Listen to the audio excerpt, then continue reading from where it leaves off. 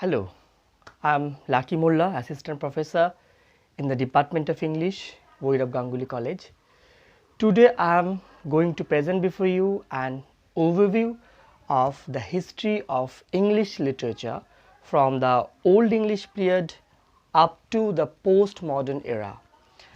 I'm trying to make this video as short as possible because it's quite impossible to cover the whole history of literature in a single lecture, and I'm planning to make videos on the individual ages in detail. This video is made mostly for the students who are pursuing UG and PG courses in different universities, because when they first come and a teacher begins to teach from the Romantic age or from Victorian age, it becomes very difficult for them to grasp, and it's also very problematic for the teachers. So this video will give you an idea which age comes after which and how the literature of that particular age is connected to the socio-economic or political life of that era. The video is going to be helpful for the NET and SET aspirants as well as the general readers of English literature. I have made some slides and I am going to present the whole thing with the help of those slides.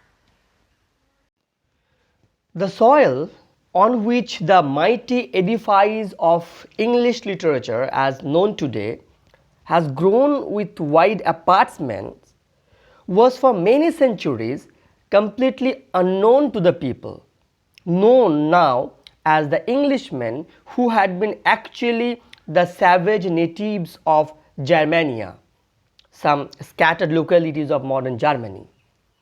The land known now as Britain belonged to the Celtic natives who had perhaps settled there during the gradual spread of Aryan civilization in the West. Britain came to be invaded and finally conquered by Rome in 43 AD. The Roman rule of the country continued long and had a cultural bearing on the old natives. Those Germanic people, before their settlement in Britain, no doubt, had some sort of literature, unwritten and of course poetical, and that was carried from mouth to mouth by tradition by different generations.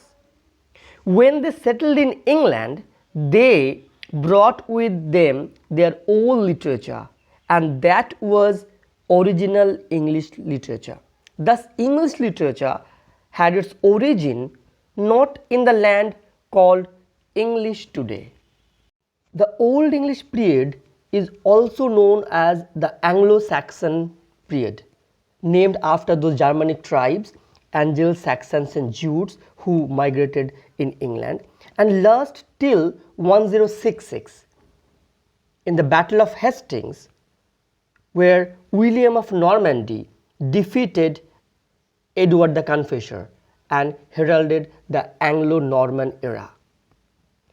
Anglo-Saxon England, existing from the 5th to the 11th centuries, consisted of various Anglo-Saxon kingdoms until 927, when it was united as the Kingdom of England by the King Athelstan.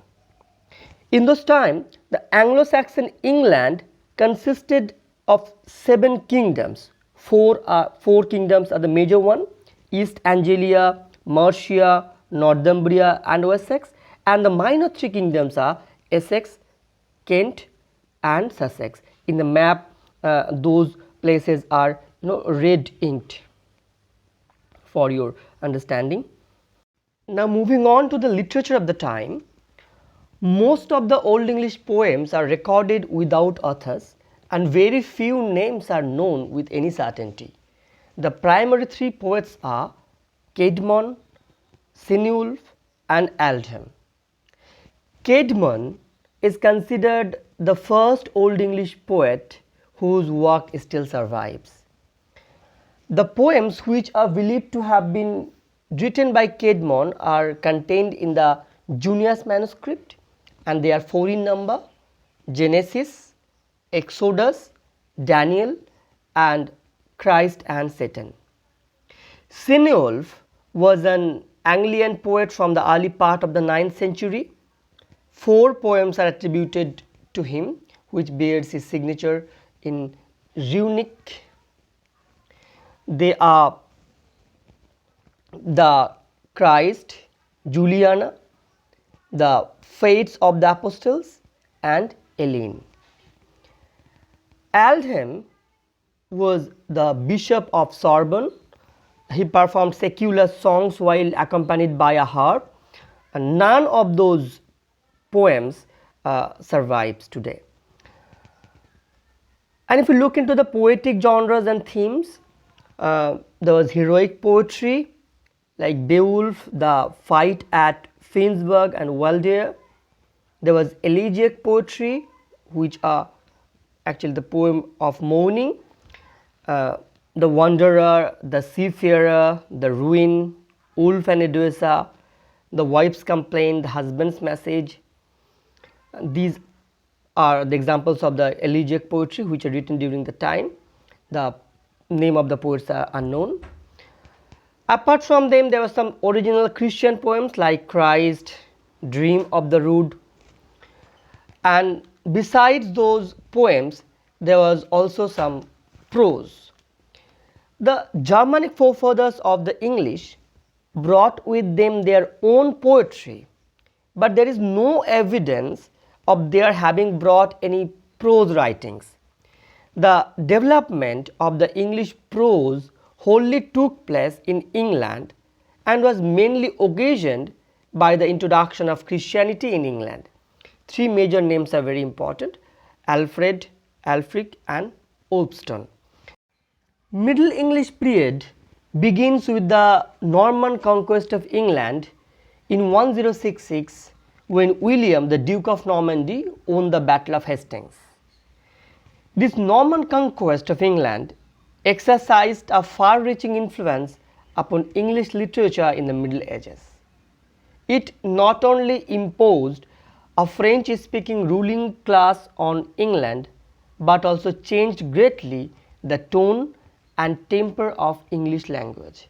If we look into the significant events of the time, we find that in 1095 there was the beginning of crusades, so-called holy wars, in the eastern Mediterranean region to establish the dominance of Christianity over other faiths. In 1170, Thomas à Becket, the reforming Archbishop of Canterbury, was murdered in the cathedral by Henry II's soldiers. In 1189, King Richard I, who was known as the Lionheart, ascended to the English throne. He was closely involved in foreign wars, including the Middle Eastern Crusades. Richard died in France in 1199, and his brother John became king. King John in 1215 signed the Magna Carta. This document transferred many of the king's political powers to landowning noblemen. A new distinction between government, which remained at the royal court, and parliament, which was the prerogative of the aristocracy, emerged at that time. This new division of power was not changed until the first Reform Bill of 1832. In 1348, bubonic plague, known as the Black Death, strikes England. Another significant event happened in 1362, when the English language becomes the official language of the law courts. In 1381, we witnessed the Peasants' Revolt led by Wat Taylor.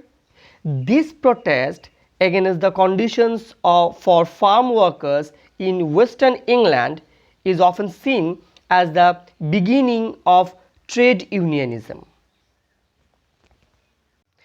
In 1476, William Caxton, who served an apprenticeship in Holland, established the first printing press in England at Westminster. The Middle English period ends with the War of the Roses in 1485. The war began in 1455. It is so called after the emblems of the royal houses of Lancaster, the red rose, and York, the white rose. In 1485, we witnessed the death of King Richard. Lancasterian forces were led by Henry Tudor, Earl of Richmond. Henry was grandson of Queen Catherine, widow of Henry V. He became King Henry VII and initiated the Tudor dynasty. Soon after becoming king, Henry married Princess Elizabeth of York, daughter of Edward IV. If we look into the literature of the Middle English era, we find that the conquest meant the disappearance of the magnificent heroic sagas telling of tragic struggles of men and gods. It brought in its place a bright, varied literature which runs to endless verses and which makes a wonderful romance out of every subject it touches. In Middle English literature, we come across bright details of spring and blue sky instead of the storm-tossed seas and battlefields strewn with dead bodies torn by Caribbean birds. We knew that church occupied an all-important place in medieval life, and there was religious literature also in the Middle Ages. Ormulum, the owl and the nightingale, the prick of conscience are some of the examples. We also find a revival of the Old English alliterative verbs occurred about the middle of the 14th centuries. Pearl, patience, purity, Sir Gawain and the Green Knight are the examples. But the most towering personality in Middle English literature is Geoffrey Chaucer. Chaucer's poetry was written over a period of some 30 years and it falls into three clearly defined periods. The first period is known as the French period, and two important works of this period are Remount of the Rose, a translation from the French Roman de la Rose, the most popular poem of the Middle Ages, and the other one is the Book of the Duchess. The second period shows a decided advance upon the first. It bears the unmistakable mark of the influence of the Latin poets exercised upon him. This period can roughly be dated from 1379 to 1385, and the chief poems written during this phase are House of Fame, the Parliament of Fowls, Troilus and Cresside, and the Legend of Good Omen. Third phase is popularly known as the English period. This is the period which saw the full flowering of Chaucer's original genius and his masterpiece, the Canterbury Tales, one of the most famous works in all literature. Besides Chaucer, there was William Langland, whose Piers the Plowman was a satire on the contemporary society. John Gower is noted for his three works, Speculum Meditantis, the Vox Calamantis and Confessio Amantis.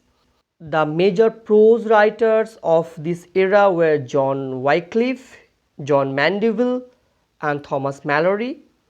In this age, we also find the origin and development of drama.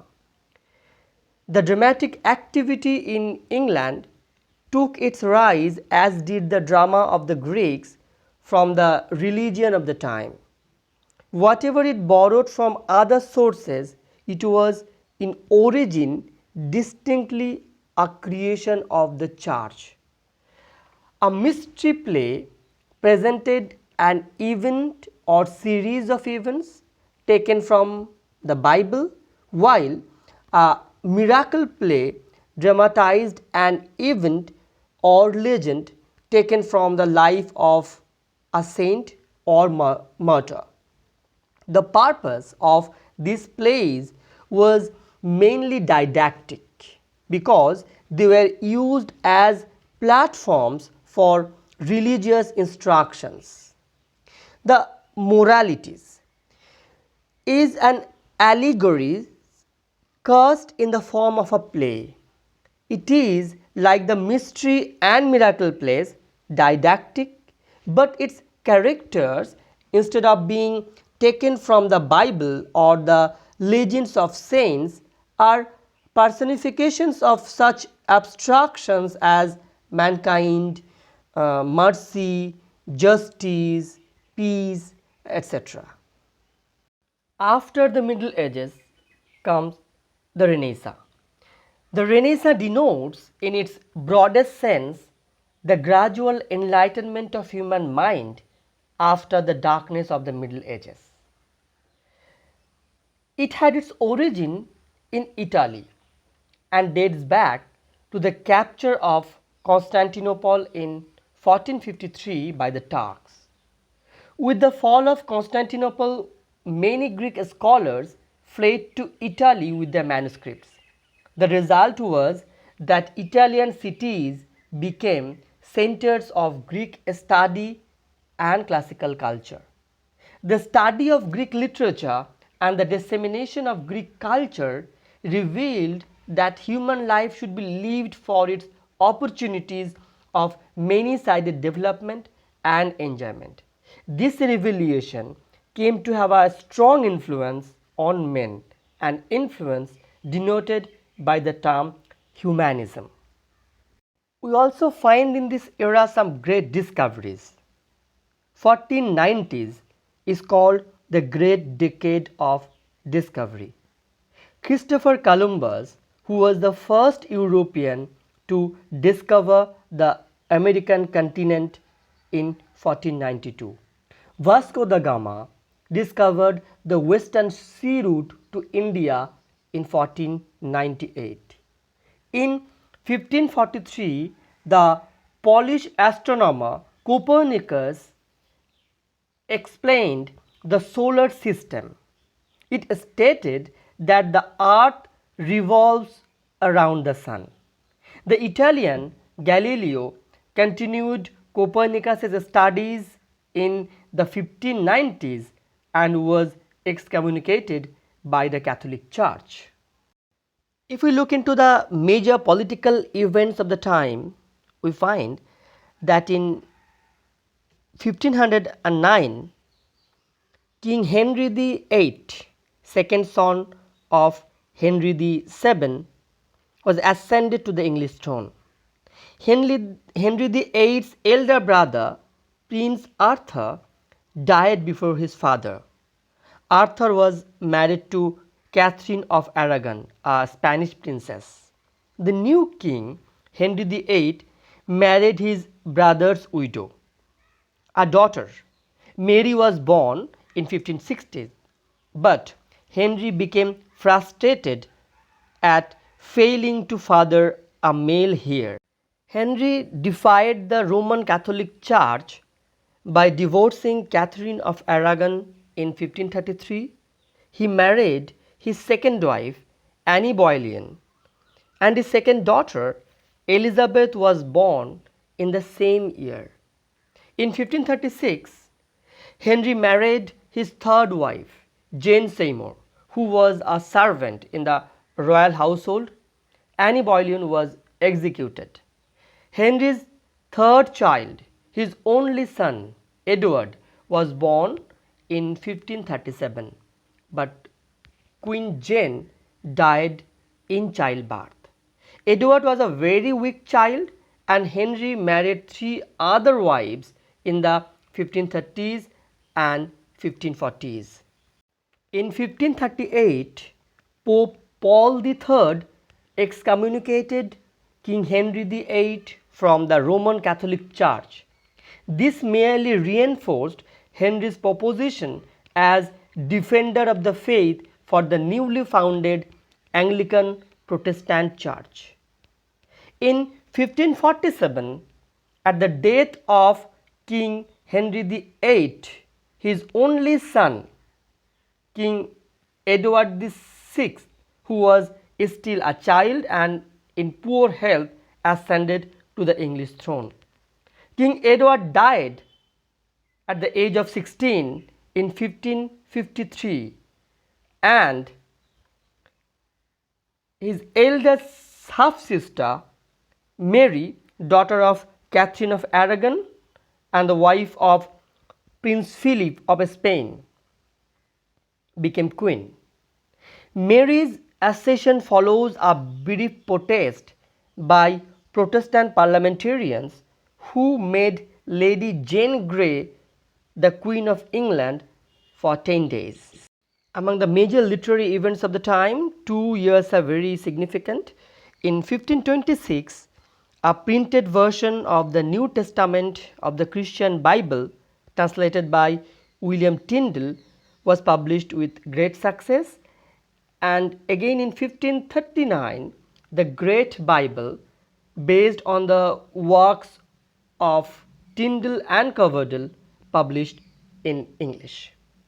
In 1558, Elizabeth I, daughter of Henry VIII and Anne Boleyn, after the king's first divorce, became queen. England now opposed Spain, which continued to fight in Europe for Catholic supremacy. In 1571, we find a remarkable step with the opening of London's stock exchange. England's capitalist economy grew very quickly around this time with large overseas trading interest. In the cultural field, we find in 1578 is remarkable for the opening of the theatre. London's was the first one. Then in 1588, the Spanish naval fleet sailing against England was repulsed.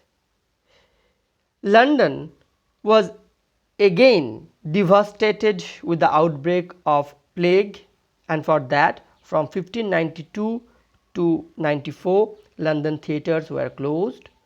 In 1594 we find the foundation of the Bank of England, and in 1066 England's foreign trade continued to spread with the foundation of the East India Company. In 1603, Elizabeth, who was popularly known as the Virgin Queen, died. James VI of Scotland became James I of Great Britain. 1605 is remarkable for the gunpowder plot. Catholics, led by Guy Fawkes, attempted to blow up the Parliament building in anger at the intolerance of the official Church of England.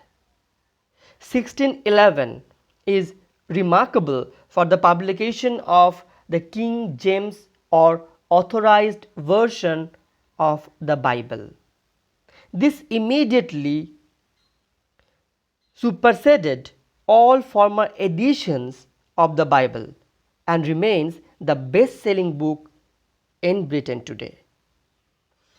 1625, Charles I became king on the death of his father, James I. Now let us discuss the impact of the Renaissance on Elizabethan poetry, drama and prose. The influence of the Italian Renaissance did much to rescue the English poetry from the languor. The two poets who undertook the pioneering task of this rescue are White and Surrey.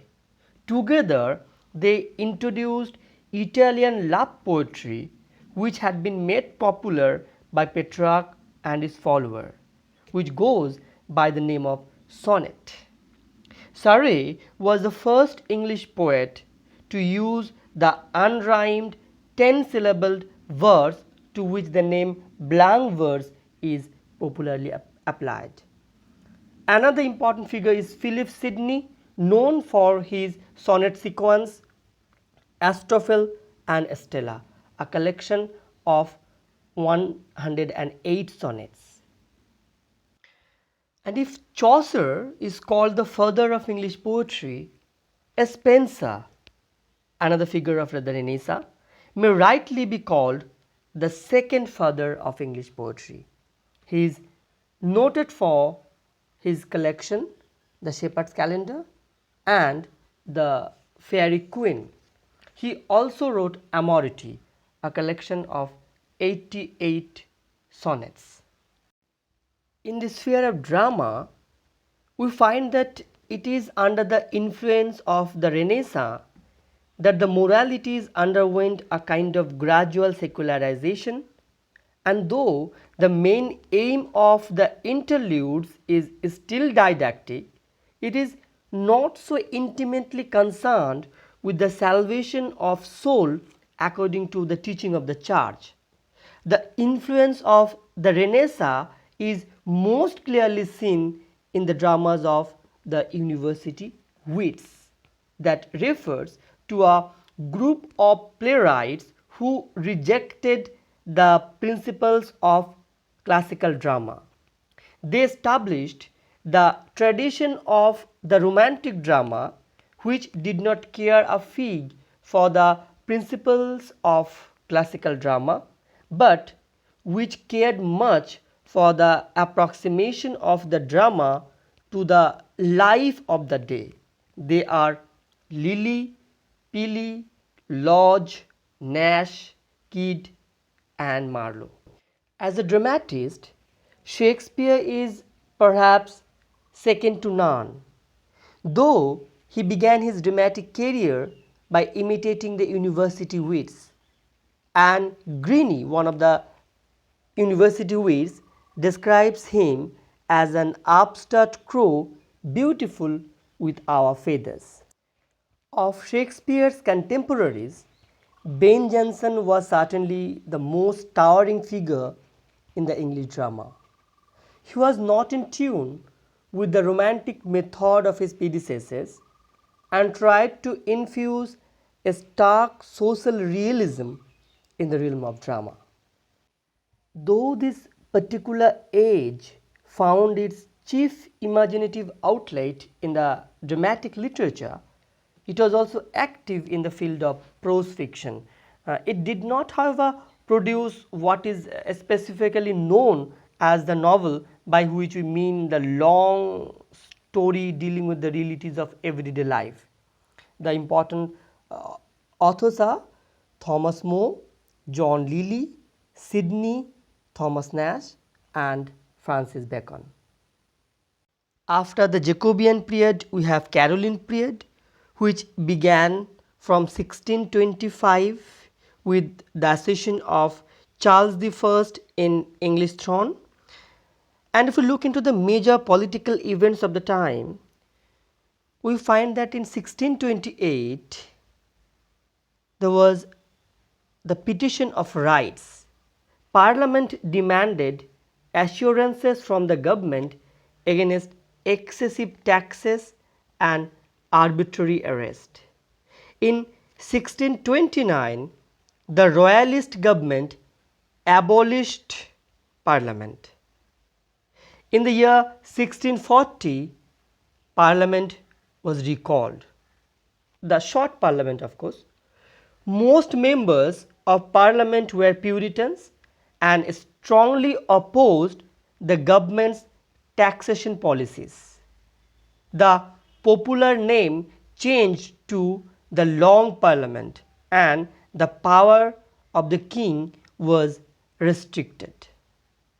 In 1642, Parliament closed down all theatres, and from 1642 to 1660, this long 18 years, there was no theatres in England, a complete dramatic silence. Between 1642 and 48, we witnessed English civil war. Government forces opposed parliamentary forces led by Oliver Cromwell. Scotland joined on the side of Parliament, and the king was finally arrested. In 1649, King Charles I was tried and executed. Cromwell became the leader of a republican Britain known as the Commonwealth. In 1660, the Commonwealth collapsed because of weak leadership. The son of Charles I was recalled from France, and the event was called the Restoration. With Charles II in English throne in 1660, the theatres were reopened. In the screen, the first picture is of Charles I and the second one is of Oliver Cromwell. If we look into the literature of the time, we witnessed the collapse of the drama. Many factors contributed to this. Chief among them were the civil disturbances and the strong opposition of the Puritans. In temper, the age was not dramatic. Rather, we find the metaphysical school of poetry. The term metaphysical denotes a number of English poets that includes Donne, Herbert, Crashaw, Vaughan and Cowley. The term was first used for Donne and his followers by Dr. Johnson in his discussion of Cowley in Lives of the English Poets. The metaphysical poetry is predominantly intellectual and analytical. In it, emotion or feeling is expressed through the working of intellect. Besides metaphysical poets, we also witness the Cavalier poets who represent a rebellion against the tremendous seriousness of Puritanism. They are lyrical poets and deal chiefly with love and war. The poets who belong to the Cavalier group of Caroline poets are Carew, Herrick, Lovelace and Suckling. But the most towering literary figure of the era is John Milton. Indeed, in Milton is found a pure and majestic poet who remains, above all, an ardent idealist. His last three great poems, Paradise Lost, Paradise Regained, and Samson Agonistes, are the classics in world literature and sufficiently testify to his creative genius and poetic magnitude, along with his lofty Christian faith and fervor. Milton also wrote many prose, and one of his prose works, Areopagitica, stands altogether apart. Directed against an order of parliament which established a censorship of books, it is essentially a plea for freedom of thought and speech. Other remarkable prose writers of the era are Robert Burton, Thomas Browne, Thomas Fuller and Jeremy Taylor. The restoration of Charles II brought about a great change in the general characteristics of the English society. a sweeping reaction against the Puritan restraints set in. The ideals of Puritanism, such as moral earnestness of purpose, decency, and decorum in all things, came to be flouted. Levity, infidelity became the order of the day. The spirit of corruption ran rampant in all the spheres of life, and the English society reached the nadir of its morality. In the two consecutive years, in 1665 and 1666, England witnessed respectively the Great Plague and the Great Fire of London, in which London's populations were decimated. In 1685, we witnessed the death of Charles II and the succession of his brother James II, a devout Catholic. Protestant landowners were disturbed when James became king. In 1688, James was exiled and his daughter Mary became Queen Mary II with her Protestant husband William of Orange. 1689 is remarkable for the Declaration of Rights.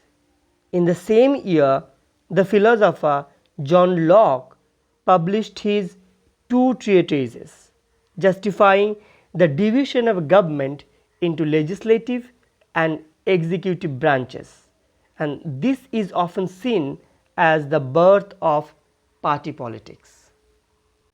The most dominant literary figure of this era is John Dryden, whose remarkable works are Astra Redux, published in 1660, which celebrated Charles II's return, Annus Mirabilis, published in 1667, gives an account of the two great events of the previous year, the Great Fire of London and the war with Holland. Absalom and Achitophel is the work where Dryden took the biblical story of the rebellion of Absalom against his father King David and applied it to the contemporary situation with Charles II as King David and Shaftesbury as Achitophel. Apart from these, his other remarkable works are Macflecknoe and The Hind and the Panther. In the sphere of drama, we find the Comedy of Manners, which is the glory of the Restoration period. The Comedy of Manners is so called because it presents the habits, manners, conventions and follies of a particular section of society, the gay, elegant and carefree aristocracy.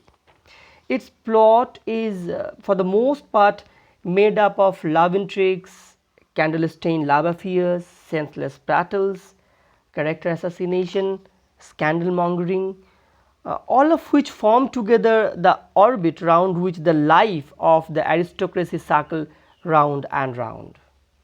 The major dramatists of Comedy of Manners include Etheredge, Wycherley, Congreve, Farquhar and Van Bragg.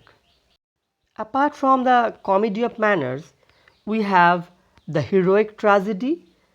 The essential feature of this heroic tragedy is that it should present in dramatic form all the qualities of the heroic poem or epic.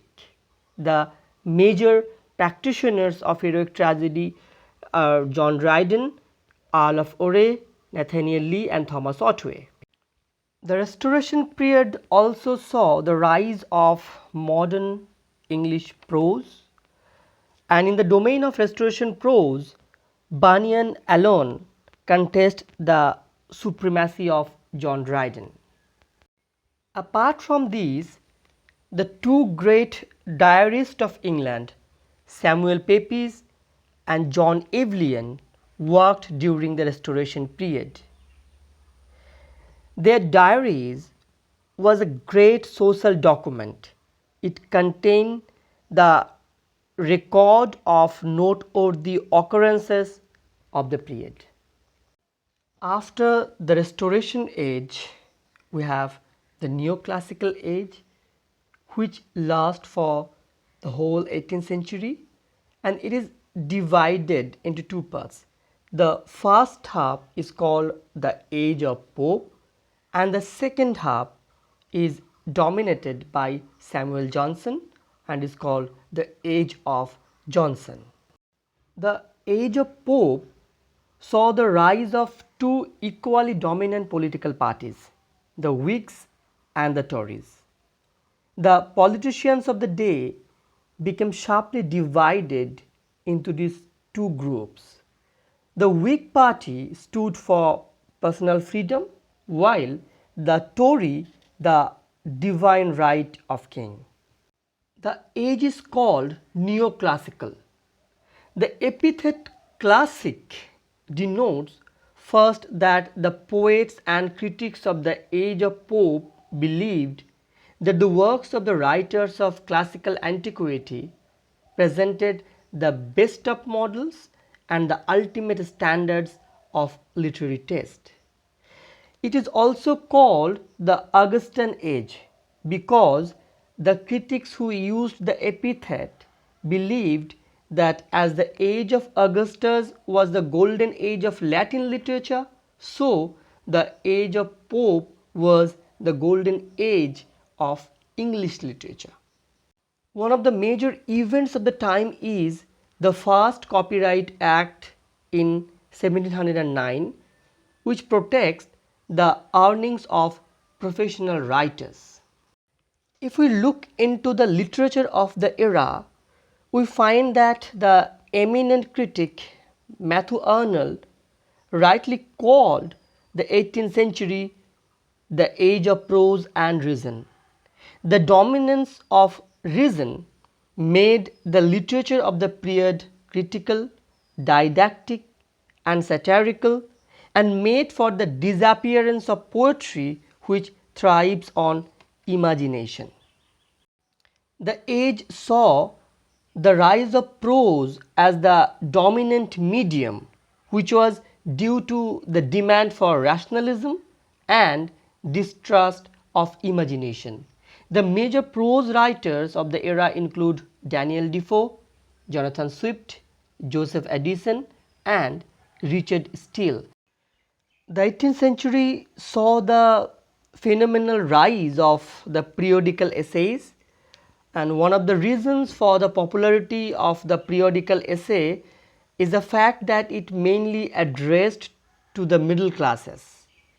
With the unprecedented development of trade and commerce in the 18th century, the middle classes became wealthy enough to vie with the nobility and the aristocracy for social supremacy.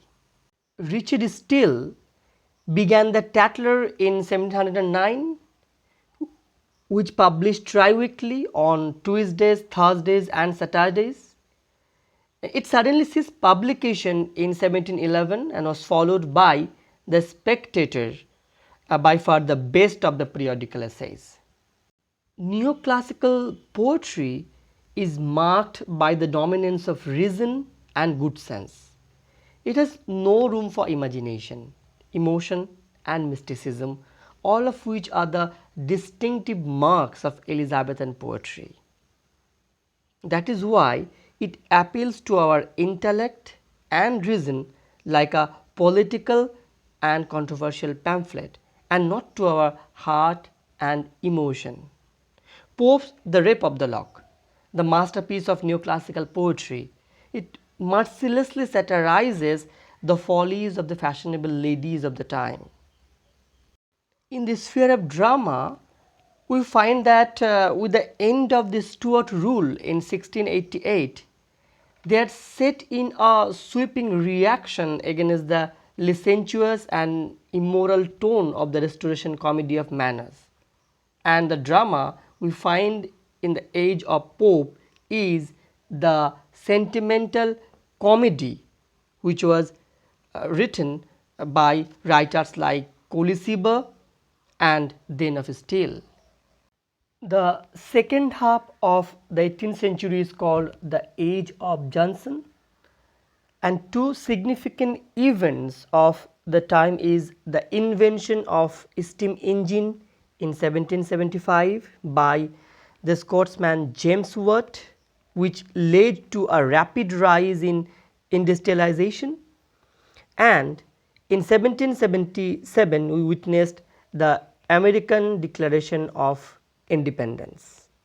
Britain was at war with America from 1775 to 1783. Now, the age of Johnson witnessed a reaction against the tendencies of the age of Pope. Tired of their artificiality, the writers of the era trusted for something natural and spontaneous in thought and expression. In particular, the age of Johnson saw the renaissance of feeling, which is a landmark in the history of the period under review. For nearly 50 years after the death of Pope, Johnson was the most dominant literary figure in England. In his person, he was at the same time an expression and a criticism of the social, ethical, and literary ideals of the time. The most significant works of Johnson are the poem London, Dictionary of the English Language, dramatic works of William Shakespeare, and the Lives of the Poets. Besides Johnson, the age also produced some political philosophers like Edmund Burke, Tom Paine, William Godwin, and Mary Wollstonecraft.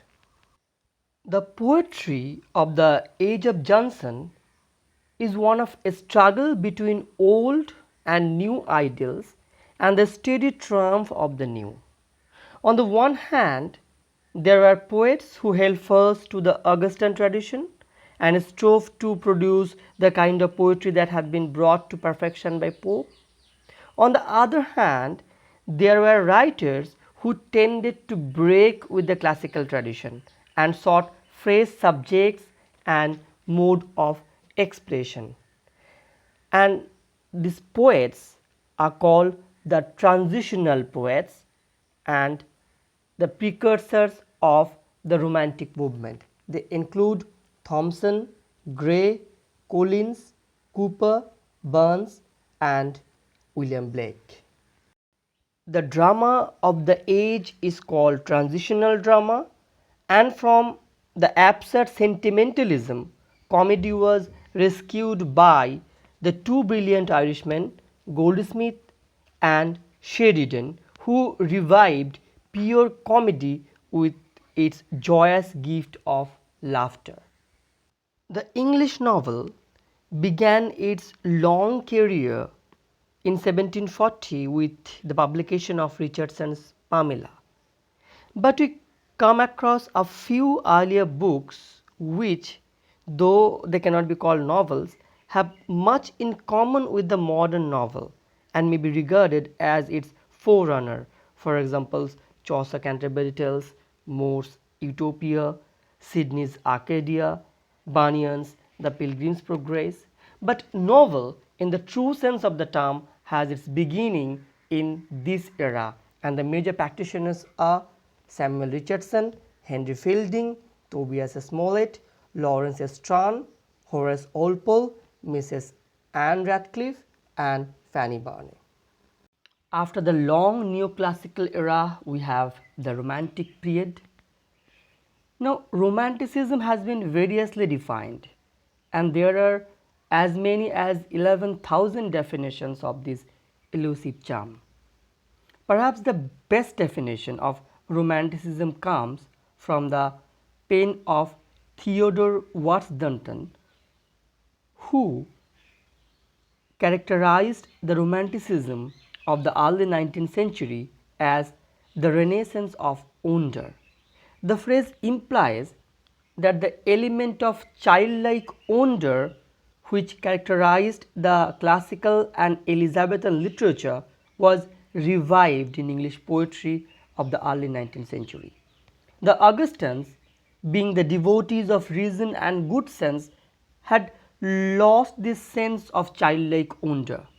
For them, the world had been covered by the film of familiarity, and they did not care to see through this film into the mystery that lurked behind it.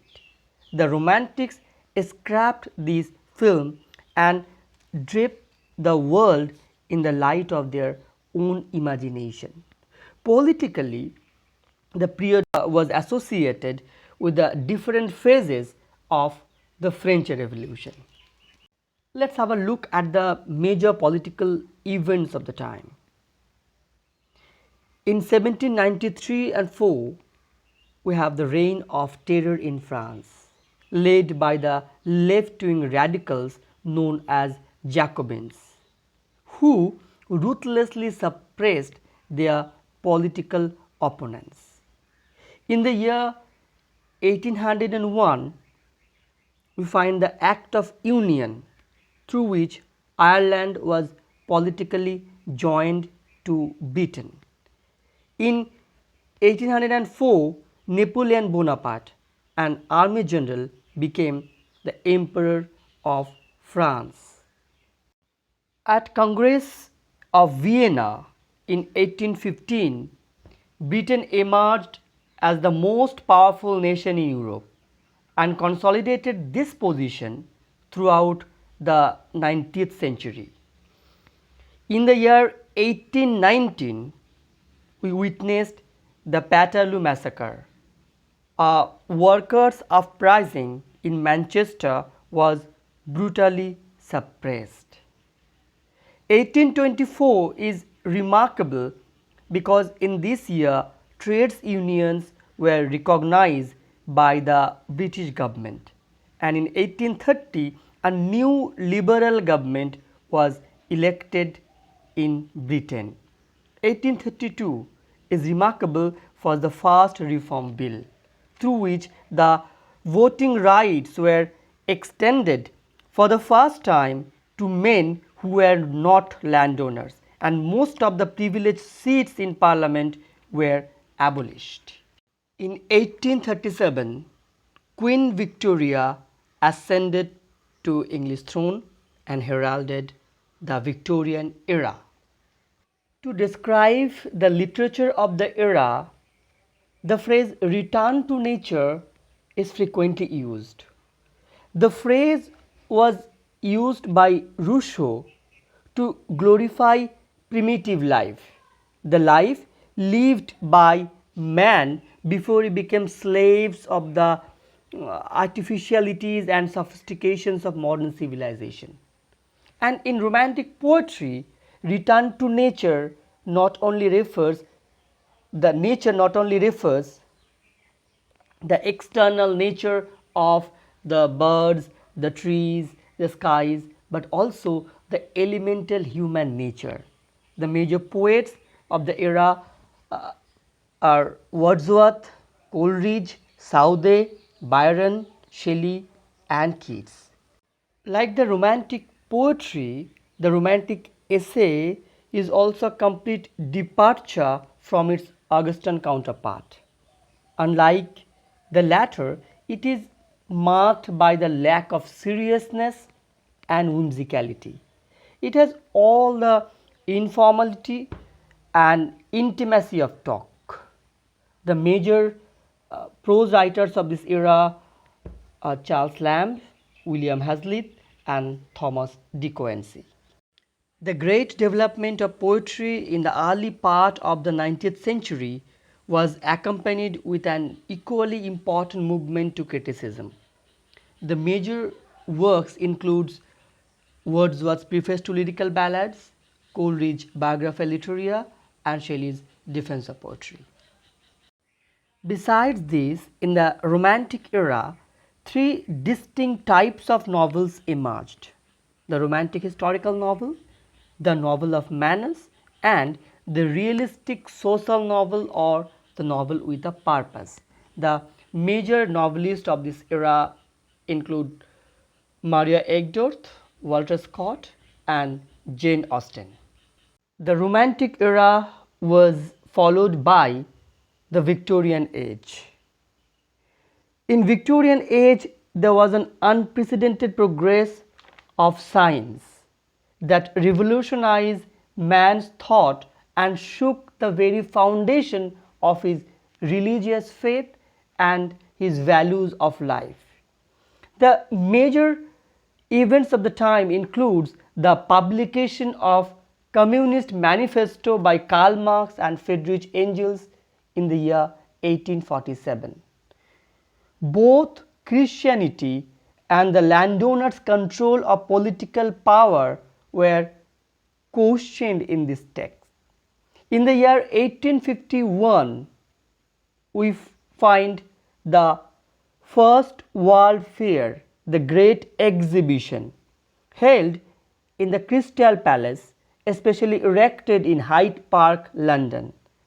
The Great Exhibition is widely regarded as the high point of British imperialism. The year 1859 is marked for the publication of On the Origin of Species by Charles Darwin, which traces man's descent from the ape, and it came as a bombshell upon the orderly edifice of Victorian faith. It turned the age-old belief that God created Adam and Eve and the Christian belief in the immortality of the soul upside down. It created a great stir in the Victorian society. The people were at loss whether to believe in Darwin's theory of evolution or in the Bible. They could not altogether reject Darwin's theory as an exercise of imagination, nor could they disbelieve the biblical doctrine. The result was the spiritual unrest, which often took the form of skepticism, and the literature of the time reflects these conflict, these doubts. The major poets of this era include Alfred Tennyson, Robert Browning, and Matthew Arnold. Besides these poets, we also have Pre-Raphaelite poetry. In 1848, an artistic association was set up in England by three painters, D.J. Rossetti, J. E. Milius, and W. H. Hunt, and was named Pre-Raphaelite Brotherhood. This brotherhood gave themselves this name because they took for their models the Italian painters before Raphael, in whom they found the simplicity, serenity, and religiosity.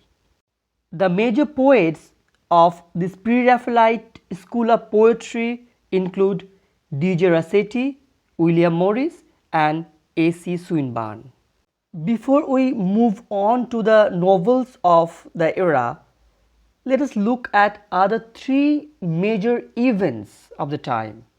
In 1867, Karl Marx published Das Kapital, which was a principal text of socialist ideology for over a century. In the same year, the Second Reform Bill was passed, and the right to vote in parliamentary election was gradually being expanded in Britain. A third bill was passed in 1884, and in 1870, Education Act makes schooling compulsory for children aged 5 to 13. In the sphere of novel, we find the Victorian period was the golden age of English novel. The novel in this age fills a place which the drama held in the Elizabethan period. With the ever increasing general reading public, it came to be recognized as incomparably the most popular form of literature.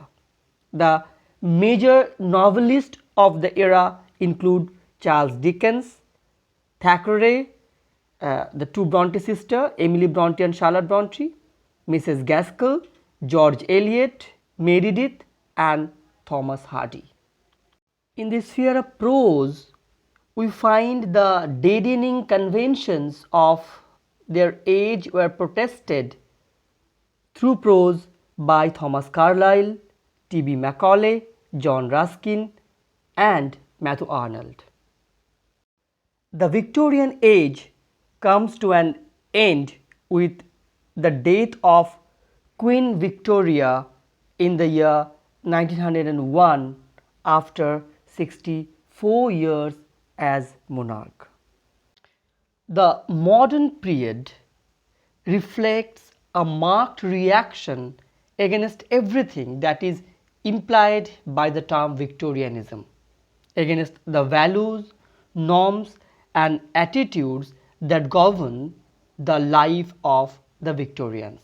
Before we move on to the features of that era, let us have a look at the significant events of that era. In 1914, we have the beginning of the First World War in Europe. Britain opposed Germany's territorial ambitions. The bloodiest battles were in northern France after Germany's takeover of the Benelux countries, that is Belgium, Netherlands, and Luxembourg. In 1916, we witnessed Easter Rising in Ireland in protest at continued British presence. Several Irish rebels were executed by the British. 1918, 11 November, the First World War ultimately ended. In 1922, Ireland finally achieved self-government with the establishment of the Irish Free State. The devastations of the First World War were not enough, and we witnessed a Second World War from 1939 to 1945. Now let us move on to the socio-political background of the age. The development of the science of psychology, especially Freudian psychology, knocked the bottom out of all accepted notions of morality. Freud's stress on the unconscious as a storehouse of repressed desires, mostly sexual, his analysis of hysteria and neurosis as the outward manifestations of sex inhibitions led to an unlimited measure of license in the matters of sex. A dark wave of disillusionment and despair swept over England after the First World War. The victory of the Allied forces proved to be a curse in disguise. The hope that the war had been fought to banish war from the world and create a brave, happy new world seemed to be a cruel joke. The sense of disillusionment was greatly enhanced by the post-war economic depression, which brought unemployment, starvation, and misery in its wake. The people felt that English had won the war but had lost the peace of mind. The feeling of frustration and the consequent despair are expressed in a very adequate manner in the literature of that age.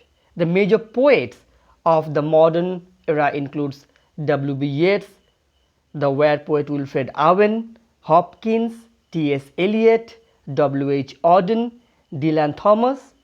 The major dramatists of the era include Yeats, Synge, Sion Ocasek.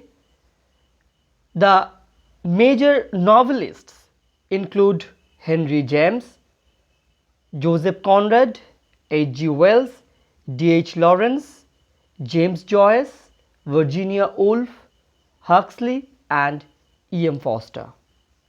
The years since the end of the Second World War have seen a decline in British influence and continuing failure to compete successfully with the newly developing economies of the world. The era after 1945 came to be known as the postmodern period. If you have any kind of questions, observations, agreements, disagreements, feel free to express that in the comment section. Thank you very much for watching the video.